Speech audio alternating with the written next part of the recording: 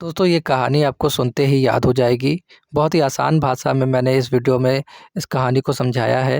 ये कहानी दोस्तों रेणु जी द्वारा लिखी गई है और एक ग्रामीण जीवन यानी गाँव के जीवन पर आधारित है। ये जो पंच लाइट नाम है इस कहानी का, इसका मतलब है पेट्रोमैक्स यानी गैस की लालटेन। तो होता ये है दोस्तों, ये कहानी में एक गाँव है। उस गाँव में कुछ अशिक्षित यानी बिना पढ़े लिखे लोगों की एक टोली है।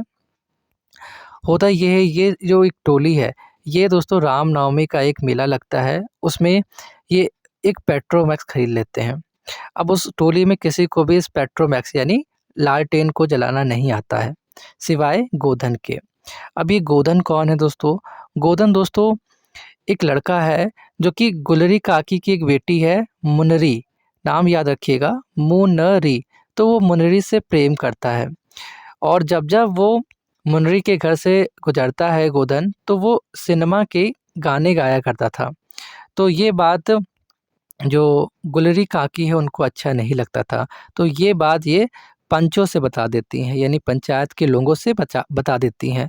तो इस पर पंचायत के जो लोग होते हैं वो गुस्सा हो जाते हैं और गोधन को अपने टोले से निकाल देते हैं। तो जब गोधन को निकाल दिया है, अब केवल गोधन ही है जो उस पंच लाइट को जला सकता है, उसे ही आता है। ये बात जो मुनरी है, मुनरी जानती है। तो मुनरी क्या करती है दोस्तों, अपनी सहेली की सहायता से ये बात पंचों तक पहुंचा देती है कि गोधन को पंच लाइट जलाना आता है। तो जो ये टोली है इस गांव में, ये टोली अलग जो टोली है, दूसरी जो टोली है, दूसरे जो गांव के लोग हैं, उनसे वो सहायता नहीं लेना चाहती है। क्योंकि अगर वो उनसे सहायता लेगी पंच लाइट को जलाने में, तो वो इनके लिए अपमान की बात होगी या बेइज्जती की बात होगी, ऐसा इन्हें लगता है। तो ये चाहते हैं कि इन्हीं की टोली का कोई व्यक्ति ये पंच लाइट को जलाए। तो अब गोधन को ये जलाना आता होता है, तो जो पंच के लोग होते हैं, वो गोधन को बुलाते हैं। तो जो गुलरी काकी होती है, वो गोधन को बुलाकर लाती है और जब गोधन आता है तो वो स्प्रिट माँगता है इसे जलाने के लिए। तो स्प्रिट तो उस गाँव में होती नहीं है, तो वो गरी के तेल की मदद से ही उस पंच लाइट को जला देता है। तो जब पंच लाइट जलती है तो दोस्तों बहुत सारे लोग खुश हो जाते हैं, बहुत ज़्यादा प्रसन्न हो जाते हैं और जो पंचायत के लोग होते हैं वो भी बहुत खुश हो जाते हैं कि हमारे गाँव की, हमारे इस टोली की इन्होंने मतलब मर्यादा को या शोभा को बढ़ाए रखा।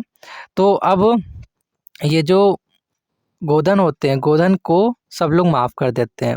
उसकी गलतियों को माफ़ कर दिया जाता है और उसे दोबारा से अपने समूह में शामिल कर लिया जाता है। तो जब पंच लाइट जलती है तो सब लोग बहुत ही खुश होते हैं। गाना बजाना होता है, कीर्तन होता है, भजन होता है और इसी पे ये कहानी यहाँ पर समाप्त हो जाती है। तो इस कहानी के माध्यम से जो रेणु जी हैं दोस्तों, उन्होंने ये अप्रत्यक्ष रूप से बताने की कोशिश करी है, ये दिखाया है कि ग्राम की सुधार के बारे में बताया है। यानी उन्होंने अप्रत्यक्ष रूप से ग्राम सुधार की प्रेरणा दी है इस कहानी के माध्यम से।